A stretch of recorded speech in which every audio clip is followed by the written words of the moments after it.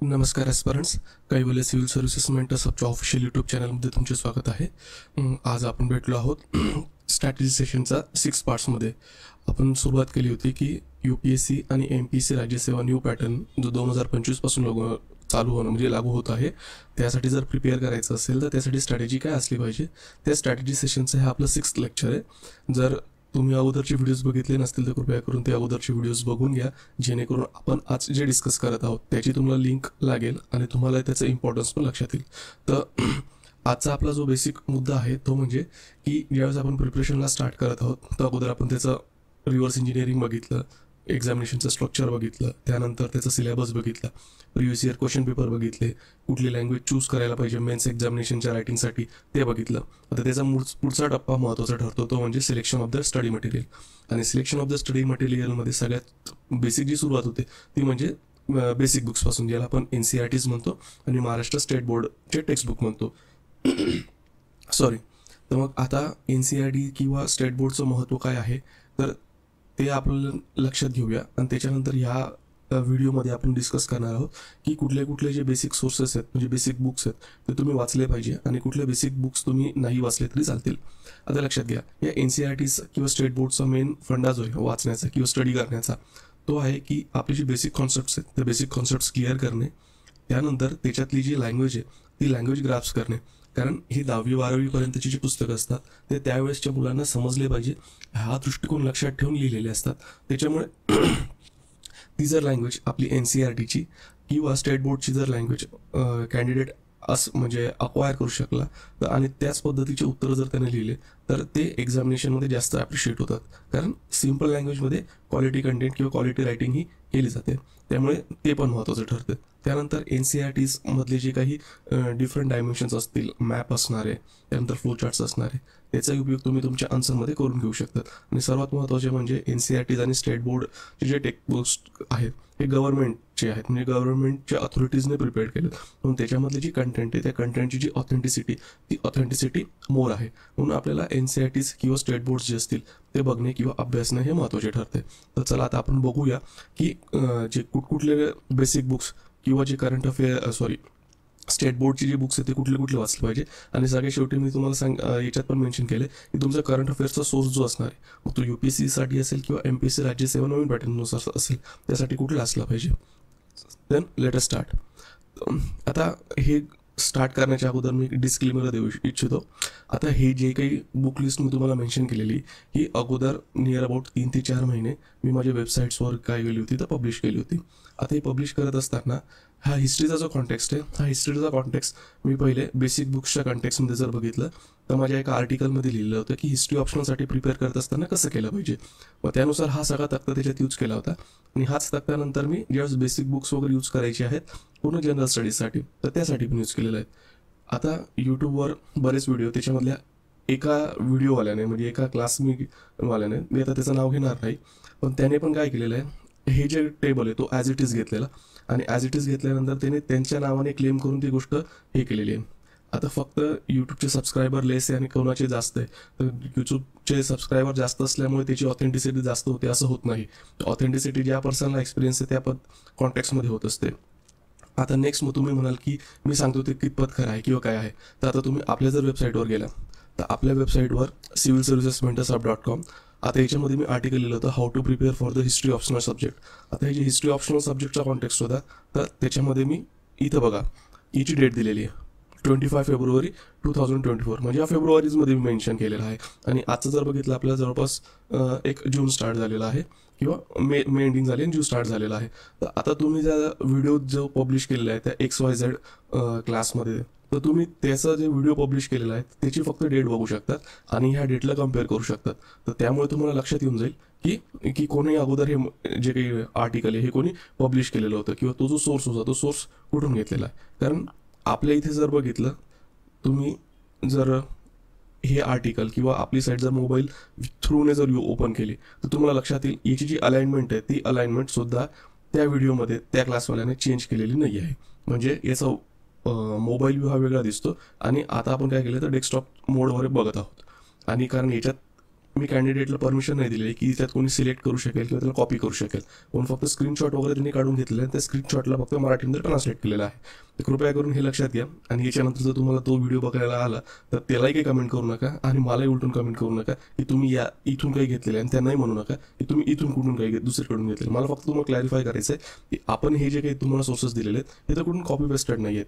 हे जनरली आम्ही जे स्टडी केलेले आहेत किंवा आम्ही मुलांना जे गाईड करतो त्या हिशोबाने आमच्या एक्सपिरियन्सवर, आमच्या टीचिंगच्या एक्सपिरियन्सवर या गोष्टी अवेलेबल करून दिल्या आहेत. फक्त सांगण्याचा मुद्दा एवढाच की ही गोष्ट कोणी चुकीने क्लेम करू नये. जाऊ दे, लेटेस्ट स्टार्ट. आता आजचा आपला जो व्हिडिओ तो व्हिडिओ स्टार्ट करूया. आता हिस्ट्री बसून आता जे काही स्टेट बोर्ड्स किंवा NCERTचे पुस्तक आहेत तर याच्यामध्ये मी स्पेसिफिकली क्लासिफाय करून दिलेलं आहे की महाराष्ट्र स्टेट बोर्डसाठी जे टेक्स्ट बुक्स आहेत तर एन्शियंट इंडिया किंवा प्राचीन भारतासाठी कुठले वापरले पाहिजे, त्याच्यामधलेही कुठल्या इयत्तेमधले कुठले चॅप्टर्स वाचले पाहिजे, तसंच मेडिवल इंडियासाठी, मॉडर्न इंडियासाठी, मॉडर्न वर्ल्ड हिस्ट्रीसाठी. NCERTचे टेक्स्ट बुक्समध्ये पण सेम आहे. आता हे जे NCERTचे टेक्स्ट बुक आहे ना, आता जर काहींना माहीत असेल की NCERTचा जो सिलेबस आहे हा रिवाईज करणं चालू आहे, तर अजून ते नवीन जे बुक्स आहेत ते यायचे बाकी आहेत. पण आता इथे जे मी NCERTच मेन्शन केलेले आहेत ते 2005 किंवा 2006मध्ये रिवाईज केलेले आहेत आणि ते आता मागच्या वर्षापर्यंत यूज होत होते. तर इंटरनेटवर अवेलेबल आहेत, तुम्ही याचा रेफर करा. आणि ओल्ड NCERT म्हणजे काय की NCERTचा खरं जो जुना सिलेबस होता म्हणजे RS शर्मांचं जे बुक होतं ते NCERTमध्ये होतं. आता ते बुकच्या फॉर्ममध्ये आलेलं आहे. तर तुम्हाला NCERT नाही भेटली आणि तुम्ही जर ते बुकच्या फॉर्ममध्ये जर घेतले India's ancient past by RS Sharma, ते सुद्धा तुमचं काय तर वर्कआउट होतं. सिमिलरली मेडिवल इंडियामध्ये पण काय आहे, जे history of medieval India by Satish Chandra. आता ही जी ओल्ड NCERT ती ओल्ड NCERT तर बुकच्या फॉर्ममध्ये, ती बुकच्या फॉर्ममध्ये तुम्ही रेफर करू शकतात. मॉडर्न इंडियामध्ये तेच ओल्ड NCERTची जर मेन्शन केलेली आहे तर modern India by Bipin Chandra. आता यांनी पण काय केलं तर बुक फॉर्ममध्ये जे काय आहे, आय थिंक ओरिएंट ब्लॅक स्वॉनचं पब्लिकेशन आहे, तर त्यांनी काय केलेलं आहे हे बिपिन चंद्रांचं जे पुस्तक आहे ते पब्लिश केलेलं आहे.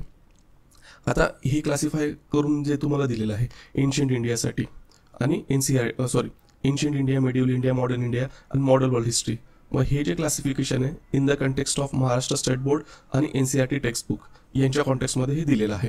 आता तुम्ही जर स्टडी करत असताना डायरेक्टली ओल्ड NCERT वगैरे सगळं सोबत करू नका, तर 1 बाय 1 करा. ज्यांना मराठीमधून प्रिपेअर करायचं आहे त्यांनी मराठीमधून प्रिपेअर करत असताना पहिले महाराष्ट्र स्टेट बोर्डचे जे टेक्स्ट बुक आहेत ते वाचून घ्या आणि ते वाचल्यानंतर मग तुम्ही जर इंग्लिशशी कम्फर्टेबल असाल तर इंग्लिशकडे याच्यानंतर शिफ्ट व्हा. याची काही ट्रान्सलेशन वगैरे बाजारात अवेलेबल असतील, तर आता त्याची क्वालिटी किती हे मलाही माहिती नाही. जर तुम्ही कंटेंटसाठी यूज करत असाल तर ट्रान्सलेटेड मटेरियल यूज करा. पण जो बेसिक पर्पज आहे आपला की स्टेट बोर्ड आणि NCERTच काय यूज केले पाहिजे की त्याची जी quality, language of the quality ती ॲस्परंट्सने काय केली पाहिजे तर ग्रास्प केली पाहिजे आणि त्या पद्धतीने उत्तर लिहिली पाहिजे.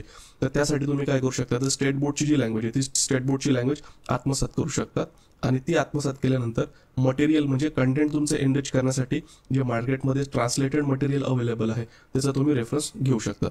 आता हे करत असताना एक गोष्ट लक्षात घ्या, ही मॉडर्न वर्ल्ड हिस्ट्री जो आहे तर मॉडर्न वर्ल्ड हिस्ट्री आपण जर महाराष्ट्र स्टेट बोर्डच्या कॉन्टेक्स्टमध्ये जर बघितलं तर इयत्ता 12वीमध्ये दिले चॅप्टर 9 आणि 10, आणि जर NCERTच्या टेक्स्टबुकमध्ये जर बघितले तर 9वी आणि 10वीमध्ये हे काही पर्टिक्युलर चॅप्टर्स आहेत म्हणजे 1 to 4 याच्यामध्ये काय दिलेलं तर वर्ल्ड हिस्ट्री दिलेली आहे.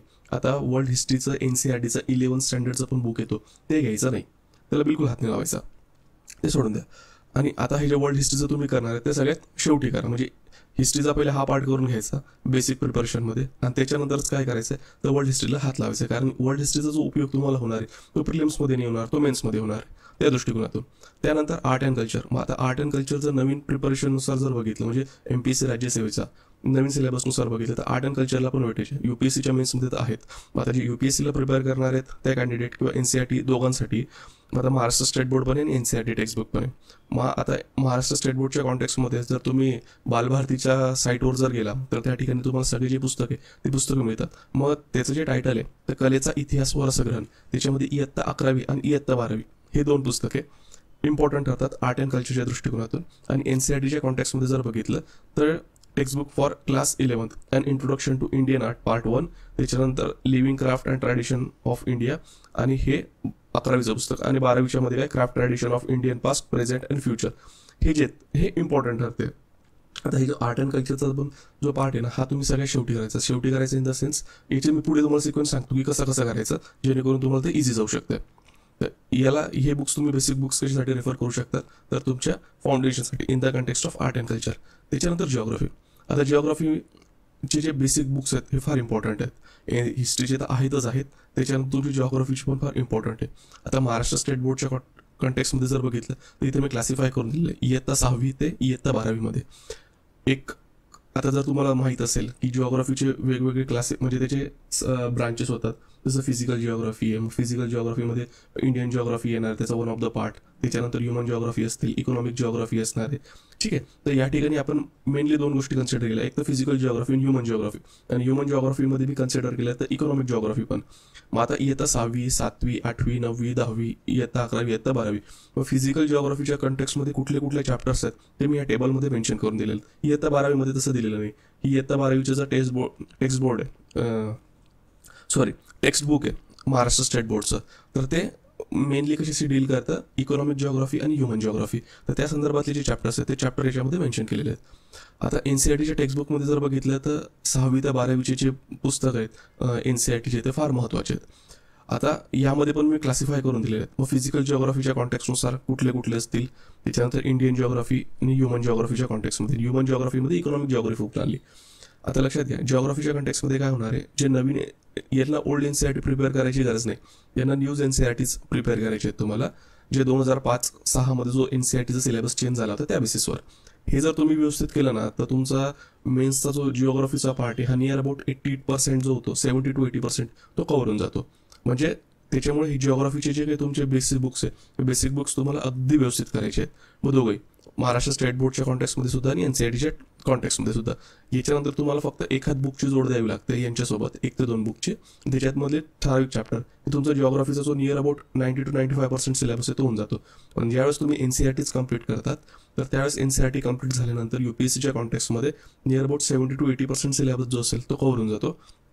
आणि त्यानंतर जर बघितलं की हा जो महाराष्ट्र स्टेट बोर्डच्या कॉन्टेक्स्टमध्ये जर बघितलं तुम्ही हे पण रीड करा आणि त्याच्याबरोबर NCERT मस्ट आहे. आता याच्यानंतर आहे पॉलिटी राज्यशास्त्रासाठी. आता महाराष्ट्र स्टेट बोर्डच्या कॉन्टेक्स्टमध्ये काय आहे की 6वी ते 10वी पर्यंत इतिहास पुस्तकाच्या मागे नागरिकशास्त्र आणि 9वी आणि 10वी पासून जर बघितलं तर राज्यशास्त्र असा पार्ट येतो. म्हणजे इतिहास आणि नागरिकशास्त्राला ज्याला आपण कंबाईन म्हणतो.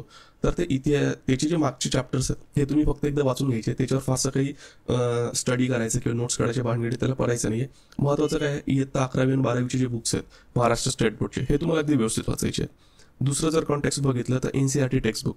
आता NCERT टेक्स्टबुकमध्ये मी लिहिलेलं आहे ऑप्शनल आणि इन ब्रॅकेटली कॅन अवॉइड. आता ऑप्शनल म्हणजे काहीचा अर्थ नाही, हे ऑप्शनल सब्जेक्टसाठी असं नाही.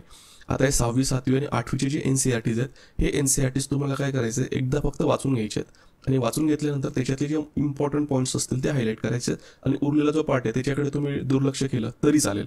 हे फार नाही इम्पॉर्टंट आहे. 8वीचं थोडं इम्पॉर्टंट आहे, 6वी 7वीचं एवढं काही त्यामध्ये हे नाही. आणि त्याच्यानंतर तुम्ही कुठले बुक्स रेफरच केले पाहिजे, तर आता 9वीचं जे बुक आहे डेमोक्रॅटिक पॉलिटिक्स आणि 10वीचं जे आहे डेमोक्रॅटिक पॉलिटिक्स 2, पहिलं 9वीतलं 1 आणि 10वीतलं 2, हे तुम्ही व्यवस्थित वाचून घ्या. याच्यामध्ये जे काही पॉलिटी, कॉन्स्टिट्यूशन याच्याशी रिलेटेड जे बेसिक संकल्पना आहेत ना, हे संकल्पना अगदी व्यवस्थित दिलेल्या आहेत, ते आपल्याला माहीत असल्या पाहिजे. त्याच्यानंतर 11वीचं पुस्तक आहे पॉलिटिकल थेरीज. या पॉलिटिकल थेरीज इम्पॉर्टंट आहे. या पॉलिटिकल थेरीज कशासाठी इम्पॉर्टंट आहे, एक म्हणजे पॉलिटी समजून घेण्यासाठी वेगवेगळे जे काही डायमेन्शन्स येतील त्यासाठी या पॉलिटिकल थेरीज इम्पॉर्टंट ठरतात. दुसरं म्हणजे तुमच्या एथिक्समध्ये बरेचसे काही असे कॉन्सेप्ट्स येतील की ह्या जर पॉलिटिकल थेरी तुम्हाला व्यवस्थित समजले असतील तर तुम्ही आन्सर व्यवस्थित लिहू शकता. थर्ड म्हणजे एसेमध्ये याचा इम्पॉर्टन्स होतो. म्हणजे लिबर्टीचा कॉन्सेप्ट आला, जस्टिसचा कॉन्सेप्ट आला, सिटिझनशिपचा कॉन्सेप्ट आला. हे जर कॉन्सेप्ट तुमच्या डोक्यात क्लिअर असतील ना तर त्यामध्ये तुम्ही योग्य पद्धतीने उत्तर म्हणजे इफेक्टिव्ह उत्तर जे असेल ते लिहू शकतात. पुन्हा 11वीमध्ये जे NCERT तर इंडियन कॉन्स्टिट्यूशन ॲट वर्क हे फार इम्पॉर्टंट आहे. म्हणजे इंडियाचं कॉन्स्टिट्यूशनमध्ये त्याची डेफिनेशन, कॉन्स्टिट्यूशन म्हणजे इंडिया, त्याच्यानंतर कॉन्स्टिट्यूशनचे वेगवेगळे पार्ट्स आहेत, स्केड्यूल आहे, त्याची जी बेसिक संकल्पना आहे ती बेसिक संकल्पना याच्यामध्ये दिलेली आहे. त्याच्यामुळे हे जे 4 बुक्स आहेत हे अगदी इम्पॉर्टंट ठरतात. आता जे 12thचं आहे कंटेम्पररी वर्ल्ड पॉलिटिक्स. आता हे कंटेम्पररी वर्ल्ड पॉलिटिक्समधले जे काही बरंचसं कंटेंट दिलेलं आहे ना हे तुमचं वर्ल्ड हिस्ट्रीमध्ये होणार आहे. म्हणजे तुम्ही जर वर्ल्ड हिस्ट्री व्यवस्थित केलं तर त्याच्यानंतर तुम्हाला काय करायचं आहे, फक्त कंटेम्पररी वर्ल्ड पॉलिटिक्स एकदा वाचून घ्यायचं आहे आणि याच्यामध्ये जर काही ॲडिशनल पॉईंट्स दिलेले असतील किंवा बेसिक माहिती दिलेली असेल ती तुम्हाला फक्त समजून घ्यायची आहे. त्याच्यामुळे हे 4 अगदी इम्पॉर्टंट ठरतात. आणि तुलनेने हे जे काही आहे 12thचं तर तुम्ही वर्ल्ड हिस्ट्री व्यवस्थित केलं, कारण वर्ल्ड हिस्ट्रीमध्ये कोल्ड वॉरचा एरा वगैरे येणार आहे, तर त्यावेळेस इन्स्टिट्यूशन्स, त्यावेळेसचे पॉलिटिक्स, नाम वगैरे ह्या गोष्टी त्याच्यामध्ये इन्क्लूड केलेल्या आहेत. त्याच्यामुळे तो जो पार्ट आहे तो तुमचा वर्ल्ड हिस्ट्रीमध्ये कव्हर होऊन जातो ह्या NCERTचा. त्याच्यानंतर जर बघितलं की क्लास सेकंडमध्ये politics in India since independence. मग आता हे पॉलिटिकल पार्टीज कुठल्या होत्या, कशा फॉर्म झाल्या, त्याच्यानंतर पोस्ट इंडिपेंडन्स इंडियामध्ये ज्या डेव्हलपमेंट होत्या ते डेव्हलपमेंट ज्यावेळेस हिस्ट्रीच्या कॉन्टेक्समध्ये आपण पोस्ट इंडिपेंडन्स इंडिया डिस्कस करतो किंवा स्टडी करतो त्यामध्ये सुद्धा हा पार्ट जो आहे तो हा पार्ट कव्हर होऊन जातो. तर हा पार्ट तुम्ही त्याच्यासोबत जर स्टडी केला तर हे इफेक्टिव्हली राहील. म्हणजे जी 12ची NCERTs आहेत तो कंटेम्पररी वर्ल्ड पॉलिटिक्स याचा वर्ल्ड हिस्ट्रीसोबत प्रिपरेशन आणि त्याच्यानंतर जर क्लास 12ची जी politics in India since independence आहे याचं जर तुम्ही पोस्ट इंडिपेंडन्स बरोबर स्टडी केला तर तुमचं काय होतंय की वर्क इझी होते. त्यानंतर बघितलं तर इकॉनॉमिक्स. आता इकॉनॉमिक्समध्ये महाराष्ट्र स्टेट बोर्डमध्ये इयत्ता आणि 11वी आणि 12वी. आता ज्यावेळेस 11वी आणि 12वीचे पण पुस्तक होतं त्याच्यामध्ये आपल्याला फक्त फोकस करायचा मॅक्रो इकॉनॉमिक्सवर, मायक्रोवर करायचा नाही. मायक्रोवर एकदम 1-2 जे कॉन्सेप्ट्स असतील तुम्हाला असं वाटतं की मला समजत नाही तेवढं वाचून घ्या आणि बाकी सोडून द्या. मायक्रो इकॉनॉमिक्सवर जायचंच नाही, मॅक्रो इकॉनॉमिक्सवर आपल्याला फोकस करायचा आहे. पुन्हा NCERT टेक्स्टबुकवर जर आपण आलो तर आता ऑप्शनल कॅन अवॉइड म्हणजे ज्या पुस्तकाकडे तुम्ही दुर्लक्ष करू शकतात. आता 6वीचं जे इकॉनॉमिक्स एकदा रीड करून घ्या, सोडून द्या. त्याच्यानंतर पुन्हा क्लास 10चं अंडरस्टँडिंग इकॉनॉमिक डेव्हलपमेंट म्हणजे इंडियामध्ये आतापर्यंतची जी इकॉनॉमिक डेव्हलपमेंट मिळेल ती कशी कशी झालेली आहे ते जर तुम्हाला व्यवस्थित समजून घ्यायचं असेल तर 10thचं जे चॅप्टर्स आहेत पहिलं जे होतं ते पहिलं 9चं होतं आणि आता 10चं. मग हे 9thचं जे इकॉनॉमिक्स आहे ते एकदा वाचून घ्या आणि ते तुम्ही नंतर त्याला ठेवू शकता. त्याचे काही नोट्स वगैरे एवढे काढण्याची आवश्यकता नाही. 10thचं पण जे आहे तर अंडरस्टँडिंग द इकॉनॉमिक डेव्हलपमेंट म्हणजे भारतामध्ये इकॉनॉमिक डेव्हलपमेंट वगैरे कशी झाली हे वाचून घ्या. हे वाचल्यानंतर तुम्हाला लक्षात येईल की इंडियाची जी इकॉनॉमिक डेव्हलपमेंट आहे 1947 पासून वगैरे ही कशी झालेली आहे ते एक अंडरस्टँडिंग करण्याला आपल्याला महत्त्वाचं ठरतं. मग आता मध्ये याच्यामध्ये इम्पॉर्टंट कुठलं आहे तर टेक्स्टबुक फॉर आता जे 11चं आहे इंडियन इकॉनॉमिक डेव्हलपमेंट आहे हे पण इम्पॉर्टंट आहे. म्हणजे इंडियामध्ये इकॉनॉमिक डेव्हलपमेंट वगैरे काय झालेली आहे काय काही नाही हे तुम्हाला याच्यामधून समजून जाते. आता हे जे 12वीचं आहे इंट्रोडक्शन टू मायक्रो इकॉनॉमिक्स हे तुम्ही नाही वाचलं तरी चालतंय, याला तुम्ही अवॉइड जरी केलं तरी चालतंय.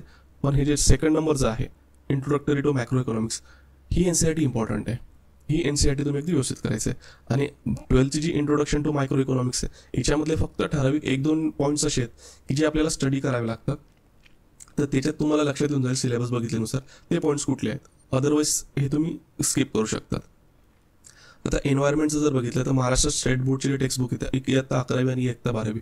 आता तुम्ही म्हणाले तर NCERTचे का नाही दिलेले तर NCERTच्या कॉन्टेक्स्टमध्ये जर आपण बघितलं तर आय थिंक 11th का 12ची बायोलॉजी आहे तर बायोलॉजीच्या शेवटचा जो पार्ट आहे तो एन्व्हायरमेंटच्या कॉन्टेक्स्टमध्ये दिलेला आहे. आता हे याच्यामध्ये दिलेलं आहे. आता पुढे आपण जाऊया जनरल सायन्स. आता जनरल सायन्स काय आहे तर महाराष्ट्र स्टेट बोर्ड टेक्स्टबुक आणि NCERT टेक्स्टबुक याच्यात दिलेलं आहे. मग 6वी ते 10वी 11वी-12वी करण्याची काही आवश्यकता नाही आहे. महाराष्ट्र स्टेट बोर्डसाठी सुद्धा आणि NCERT टेक्स्टबुकसाठी सुद्धा. आता लक्षात घ्या हे जे बेसिक सायन्स आहे ना हे बेसिक सायन्स फक्त प्रिलियमसाठी याचा रोल मेन्समध्ये नाही आहे. त्यामुळे काय आहे की तुम्ही महाराष्ट्र स्टेट बोर्ड आणि NCERT टेक्स्टबुक मी तुम्हाला रेकमेंड करेल हे वाचू नका. जे काही बाजारामध्ये मटेरियल अवेलेबल आहे ना जे प्रिलियमसाठी तुम्हाला युजफुल राहील ते फक्त तुम्हाला जनरल सायन्ससाठी काय करायचं आहे तर वाचायचं आहे. आता हा तक्ता मी कशासाठी दिलेला आहे कारण की बऱ्याचशा ठिकाणी तुम्ही दुसरीकडे जाल किंवा दुसऱ्या वेबसाईटवर वगैरे बघाल तर त्यांनी सगळे सोर्सेस दिले आहेत. आता हे जर मी तुम्हाला दिलं नाही तर तुम्ही पुन्हा म्हणाल की मटेरियल देण्यामध्ये किंवा रेफरन्स मटेरियल देण्यामध्ये कंजूसी केली. त्याच्यामुळे मी ही गोष्ट इथं दिलेली आहे.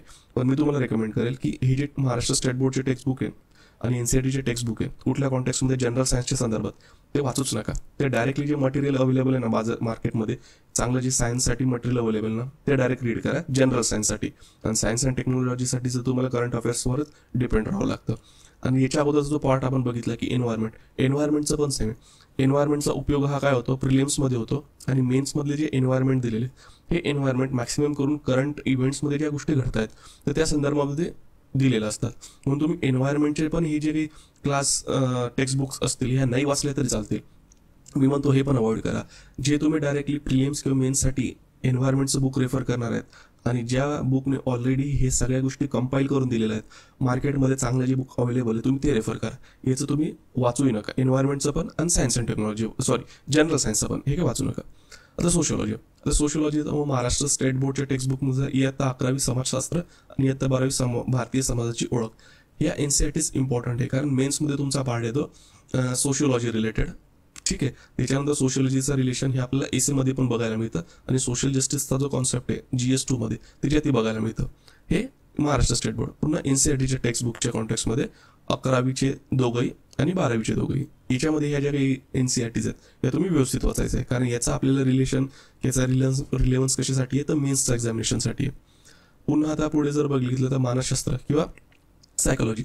आता महाराष्ट्र स्टेट बोर्डचे जे पुस्तक आहे 11वी आणि 12वी आणि NCERTमध्ये जर बघितलं सायकोलॉजीचं 12thचं आहे आणि जो सेकंड पार्ट आहे फॉर क्लास 11th आणि 12th, सॉरी तर 12th झालेलं आहे, तर 11th आणि 12th आहे, तर चॅप्टर 6 आणि 7 एवढं तुम्हाला काय करायचं आहे तर वाचायचं आहे. आता हे कशाच्या कॉन्टेक्स्टमध्ये कामात येणार आहेत तर एथिक्सच्या कॉन्सेप्टमध्ये, म्हणजे एथिक्स ज्यावेळेस आपण प्रिपेअर करणार तर एथिक्समध्ये हे आपल्याला कामात येऊ शकते. आता तुम्ही याला अवॉइड पण करू शकतात जर तुम्ही डायरेक्टली स्टँडर्ड मटेरियल यूज करत असणार एथिक्ससाठी. ते जर तुम्हाला व्यवस्थित वाटलं तर तुम्ही त्याच्यातून रेफर करा. अदरवाईज तुम्हाला काय करायचं आहे की तुम्ही हे रीड करू शकता आणि ते सिलेक्टिव्हली चॅप्टर रीड करा. पुन्हा तेच फिलॉसॉफी म्हणजे तत्वज्ञान, याचंही रिलेशन कशाशी आहे तर एथिक्सच्या पेपरसाठी. हे दोघे जे दिलेले आहेत सायकोलॉजी आणि फिलॉसॉफी, हे जे 2 टेबल्स आहेत याचा जो कंटेक्स्ट आहे हा एथिक्सशी रिलेटेड येतो. म्हणून एथिक्सच्या सिलेबसमध्ये जे पॉईंट्स दिलेले आहेत त्याला अनुसरूनच याच्यामधले चॅप्टर तुम्हाला काय करायचे आहेत तर वाचायचे आहेत. त्याच्यानंतर डिफेन्स स्टडीज इयत्ता 11वी आणि 12वी. आता GS3 मधला जो पार्ट आहे सिक्युरिटी, तर सिक्युरिटीमध्ये इंटरनल सिक्युरिटीमध्ये हे डिफेन्स स्टडीज वगैरे किंवा संरक्षण शास्त्र हे इम्पॉर्टंट आहे. आता तुम्ही सिलेबसचे पॉईंट आणि त्याच्यानंतर प्रिव्हियस इयर क्वेश्चन पेपर बघून घ्या. त्याच्याशी रिलेव्हंट जर तुम्हाला हे जर NCERT म्हणजे टेक्स्ट बुक योग्य वाटले महाराष्ट्र स्टेट बोर्डाचे तर वाचा, नाही तर तुम्ही याला स्किप करू शकता. तुमचं जे कंपायलेशन असणार आहे सिक्युरिटीसाठी ते तुम्ही रीड करणार आहात. NCERTच्या कॉन्टेक्स्टमध्ये असा डिफेन्स स्टडीज रिलेटेड जे काही टेक्स्ट बुक आहे ते मला तरी नाही आढळलं आहे. ठीक आहे. आता याच्यानंतर आपण याची सिक्वेन्स बघून घेऊया, मग त्याच्यानंतर आपण करंट अफेअर्सवर जाऊया.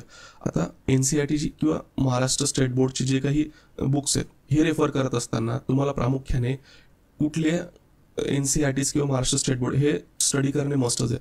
हिस्ट्रीचं तुम्हाला करायचं आहे म्हणजे करायचंच आहे, याला तुम्ही स्किप करू शकत नाही. आता इन्क्लुडिंग तुम्ही ओल्ड NCERT जर केला याच्यामध्ये तर तुमचा पुन्हा जो हिस्ट्रीचा पार्ट आहे तो कव्हर होऊन जातो, इन्क्लुडिंग जो मेन कंटेंट असणार आहे तुमचं GS1साठी आणि प्रिलिमसाठी ते सुद्धा याच्यामध्ये कव्हर होऊन जाणार आहे. फक्त तुम्हाला मॉडर्न इंडियामध्ये काही ॲडिशनल सोर्सेस यूज करावे लागतात आणि वर्ल्ड हिस्ट्रीमध्ये ॲडिशनल सोर्सेस यूज करावे लागतात. ते मी ज्यावेळेस आपण पेपर वाईज स्ट्रॅटेजी वगैरे बघणार आहोत तर त्याच्यामध्ये आपण डिस्कस करू. तर त्याच्यामुळे जे NCERTs हिस्ट्रीचे या मस्ट ठरतात. आर्ट अँड कल्चरसाठी पण काय आहे या NCERTs इम्पॉर्टंट आहेत. पण जर तुम्ही कुठलं कंपायलेशन यूज केलं किंवा कुठे तुम्ही जर क्लास लावला आणि त्या मटेरियलनुसार जर तुम्ही गेले तर ते पण चालू शकते.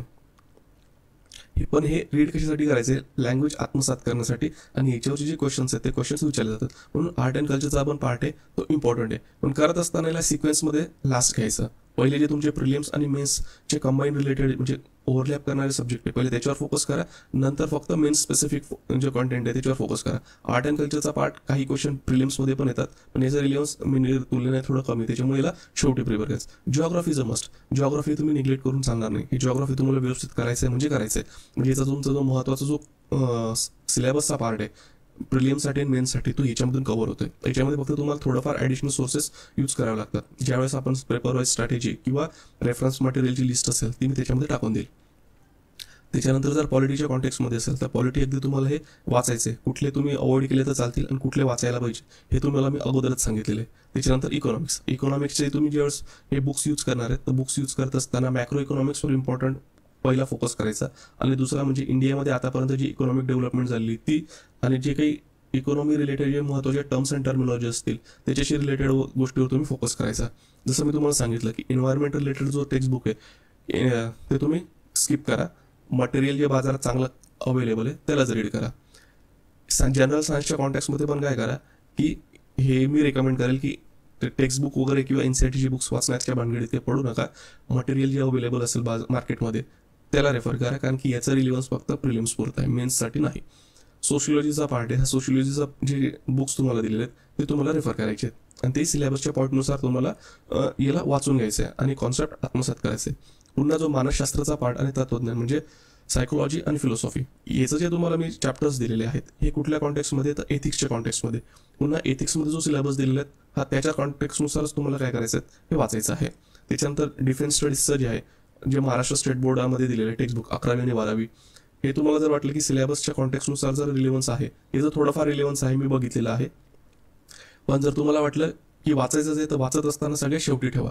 आणि काही कॉन्टेक्स्टमध्ये तुमच्याकडे जर चांगलं स्टडी मटेरियल अवेलेबल झालं जे आपण अवेलेबल करूनच देणार आहोत, नो इश्यू, पण मग तुम्ही याला स्किप करू शकता. म्हणजेच जर आता पूर्ण डिस्कशनमध्ये जर आपण बघितलं तर तुम्हाला टेक्स्टबुक जे काही आहेत NCERT आणि महाराष्ट्र स्टेट बोर्डचे जर बघितले तर ते history, art and culture, geography, त्याच्यानंतर पॉलिटी, इकॉनॉमिक्स, ठीक आहे, आणि त्याच्यानंतर सोशलॉजी, हे नियर अबाउट जे 6 सब्जेक्ट, हे 6 सब्जेक्टचं तुम्हाला अगदी व्यवस्थित करायचं आहे म्हणजे करायचं आहे. ठीक आहे, आता हे झालं या बाबतीमध्ये. त्यानंतर आपण येऊया करंट अफेअर्स. आता करंट अफेअर्स जर बघितलं तर न्यूजपेपरसाठी कुठलाही एक न्यूजपेपर यूज करा. लोकसत्ता, द इंडियन एक्सप्रेस किंवा द हिंदू इत्यादी, तुम्हाला जो व्यवस्थित वाटेल तो. जर इंग्लिशमध्ये करत असाल तर इंडियन एक्सप्रेस आणि द हिंदू आहे, दोघींपैकी दोघंही यूज करू शकतात किंवा कुठला तरी एक यूज करा. मराठीमध्ये जर बघितलं तर लोकसत्ता. आता जे नवीन प्रिपरेशन करणार आहेत त्यांनी न्यूजपेपर वाचत असताना फक्त सिलेबसच्या पॉईंटनुसार कुठले पॉईंट येत आहेत, म्हणजे कुठले आर्टिकल्स आहेत तेवढं बघायचं, आणि त्याच्यामध्ये काय म्हणजे काय घडामोडी चालू आहेत तेवढं फक्त लक्ष द्या. त्याच्यानंतर याच्या नोट्स वगैरे काढल्यामध्ये सध्याच्या भानगडीत पडू नका, कारण तुम्हाला माहित नाही की करंट अफेअर्सच्या नोट्स वगैरे कशा काढायच्या. तेही न्यूजपेपर रीड करत असताना न्यूजपेपरला एक्सेसिव्ह टाइम देऊ नका. म्हणजेच तुमचा जो महत्त्वाचा टाइम असणार, ज्याच्यात तुमचं चांगलं चित्त लागतं, त्या टाइमात न्यूजपेपर कधीच वाचायचा नाही. न्यूजपेपर कधी वाचायचा, तुमचं सगळं स्टडी झालेला आहे आणि तुमच्याकडे थोडाफार टाइम उरलेला आहे, त्यानंतर तुम्ही काय करायचं तर न्यूजपेपर वाचायचं आहे. कारण सगळ्यात महत्त्वाचं म्हणजे काय की तुमचं बेसिक कंटेंट पहिले डेव्हलप होणं गरजेचं आहे. त्याच्यानंतर हा जो करंट अफेअर्सचा रोल वगैरे असेल तो येईल. म्हणजे डेली तुम्हाला न्यूजपेपर वाचायचा आहे का, तर हो वाचायचा आहे. सुरुवातीला तुम्हाला वेळ थोडा जास्त लागेल, जसं जसं तुम्हाला समजत जाईल काय इम्पॉर्टंट आहे काय इम्पॉर्टंट नाही आहे, तसं तसं तुमचा जो वेळ आहे तो कमी कमी होत जाणार आहे. पण याच्या नोट्स जोपर्यंत तुमच्या GS 1, 2, 3, 4 आणि ऑप्शनलचे नोट्स बनत नाही तोपर्यंत डायरेक्टली याचे नोट्स काढण्याच्या भानगडीत, म्हणजे एक्सेसिव्ह टाइम देण्याच्या भानगडीत पडू नका. आणि मंथली मॅगझिनसाठी आपली ज्ञान मॅगझिन आहे, ती इंग्लिशमध्ये पण अवेलेबल आहे आणि मराठीमध्ये पण अवेलेबल आहे. याच्यामध्ये आपण सगळे जे काही नॅशनल डेलीज आहेत, म्हणजे the Indian express, the Hindu, त्याच्यानंतर द मिंट वगैरे असणारे, बिझनेस टाइम्स वगैरे असणारे, टाइम्स ऑफ इंडिया असणारे, यामध्ये जे महत्त्वाचे आर्टिकल्स आहेत, त्याच्यानंतर योजना मॅगझिन वगैरे असतील, लोकराज्य मॅगझिन असेल, याच्यामधले महत्त्वाचे जे आर्टिकल्स आहेत त्या पर्टिक्युलर मंथचे ते कंटेंट काय करतो आपण त्या मॅगझिनमध्ये घेतो, जेणेकरून स्टुडंट्सला काय होणार आहे किंवा ॲस्परंट्सला सगळे जे करंट अफेअर्स रिलेटेड मटेरियल आहे ते कंपाईल होऊन एका द्यायचं देणार आहे. कारण न्यूज कुठलाही इश्यू जर चालत असला करंट इव्हेंट्समध्ये तर न्यूजपेपरमध्ये त्याचं 8-10 दिवस आर्टिकल येतात, आणि 8-10 दिवस आर्टिकल आल्यानंतर काही एखाद्या आर्टिकलमध्ये प्रो असेल, काही एखाद्या आर्टिकल अगेन्स्ट असेल, काही एखाद्या आर्टिकलमध्ये काही सजेशन्स दिलेले असतील, अशा सगळ्या गोष्टी असतात. आपण काय करतो त्या पर्टिक्युलर इश्यू संदर्भातले सगळे जे डायमेन्शन्स आहेत ते डायमेन्शन क्लब करून एक चांगलं आर्टिकल कॅन्डिडेटला प्रोव्हाइड करतो, जेणेकरून एकाच आर्टिकलमध्ये त्याचे सगळे पॉईंट्स कव्हर होतील. फक्त न्यूजपेपरचा मग रोल काय आहे या ठिकाणी, तुमची लँग्वेज इम्प्रूव्ह करणे आणि काय घटना चालू आहेत त्या त्याच्या टचमध्ये राहणे, जेणेकरून ज्यावेळेस तुम्ही डेली न्यूजपेपर वाचाल आणि त्यानंतर तुम्ही मंथली मॅगझिन वाचाल तर मंथली मॅगझिन वाचत असताना तुमच्या back of the mind context राहील की ही घटना कशा कुठे घडलेली. आणि मंथली मॅगझिन म्हणून तुम्ही काय करणार आहेत तर इम्पॉर्टंट पॉईंट्स जे आहेत की जे तुम्हाला एक्झाममध्ये लिहायचे आहेत आणि ते कमी शब्दात कसे लिहायचे आहेत ते तुम्हाला मंथली मॅगझिन हे सपोर्ट करेल किंवा त्याला मदत करेल. आय थिंक आजचा व्हिडिओ हा तुम्हाला बेनिफिशियल झालेला असेल. आता ही जी लिस्ट आहे तर लिस्टची लिंक मी डिस्क्रिप्शन बॉक्समध्ये टाकून देईल. ज्यांना ही लिस्ट हवी आहे ते तिथून डाउनलोड करू शकतात. तुम्हाला हा व्हिडिओ कसा वाटला हे आम्हाला कमेंटद्वारे कळवा. त्याच्यानंतर तुमचे अजून काही सजेशन्स असतील ते आमच्यापर्यंत येऊ द्या. आणि UPSC आणि MPSC राज्यसेवा नवीन पॅटर्ननुसार स्टडी करण्यासाठी आमच्याशी कनेक्टेड राहा. थँक्यू.